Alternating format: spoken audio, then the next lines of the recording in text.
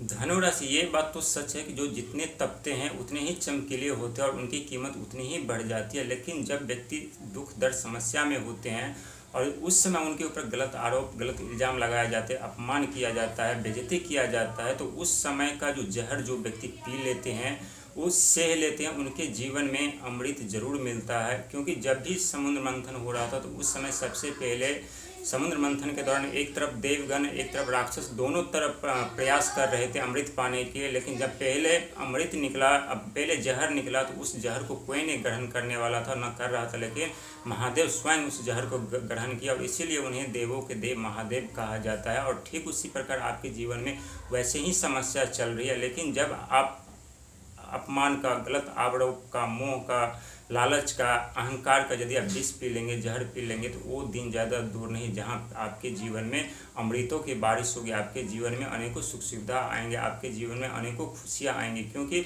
जब भी ईश्वर किसी व्यक्ति की परीक्षा लेते हैं तो हर एक व्यक्ति के ईश्वर के परीक्षा में पास होना संभव नहीं है। लेकिन जो व्यक्ति ईश्वर के परीक्षा में पास हो जाते हैं उनके जीवन में खुशियाँ ही खुशियाँ होती है। चारों तरफ उनके जीवन में से अंधकार हट जाते हैं, उनके जीवन में खुशियाँ फिर से दोबारा आती है। वैसे आपके ऊपर शनि की दृष्टि बनी हुई है अभी भी, और पहले समय आपके ऊपर शनि के 7.5 की मार, इसके बाद ढैया की मार, इसके बाद राहु का राशि परिवर्तन, शनि का राशि परिवर्तन, गुरु का राशि परिवर्तन, शुक्र का राशि परिवर्तन, सब एक अद्भुत ग्रह अपने आप में है। यदि इतने सब ग्रह का सही साथ व्यक्ति को मिल जाए, सही आशीर्वाद मिल जाए, सही शुभ प्रभाव मिल जाए, तो व्यक्ति रातों रात उनकी किस्मत में चमत्कार हो जाते हैं, उनके जीवन में सुख सुविधा आ जाते हैं, उनके जीवन में अनेकों खुशियाँ आती हैं। लेकिन जब व्यक्ति के जीवन में अंधकार होते हैं तो व्यक्ति दुखी होते हैं, मायूस होते हैं, संकट का सामना करते हैं। कोई बीमारी को लेकर के, तो कोई धन को लेकर के, तो कोई परिवार को लेकर के, तो कोई बच्चों को लेकर के, अनेकों समस्या का सामना करते हैं। लेकिन जब कोई रास्ता न दिखाई दे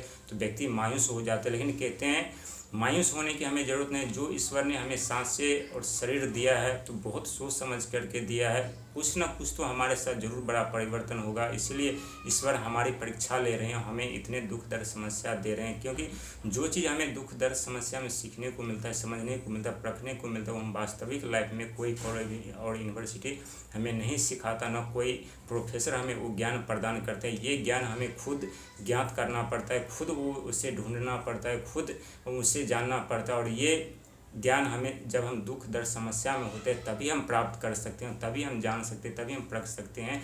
और उस दुख दर्द समस्या जो सीख लेकर के जब हम आगे बढ़ते हैं तो हम अपने लक्ष्य को जरूर प्राप्त करते हैं, अपने जीवन में जरूर सफल होते हैं, अपने जीवन में जरूर आगे बढ़ते हैं, अपने जीवन में अपनी इच्छा अनुसार हर एक कार्य जरूर हम पूरा करते हैं। लेकिन बहुत ऐसे व्यक्ति हैं जो संकट समय के, समस्या के समय उन्हें कोई अपमान करे तो उन्हें बदला लेने के भाव रखते हैं, उन्हें कोई बेइज्जती करे तो उन्हें का बदला लेने के भाव रखते हैं।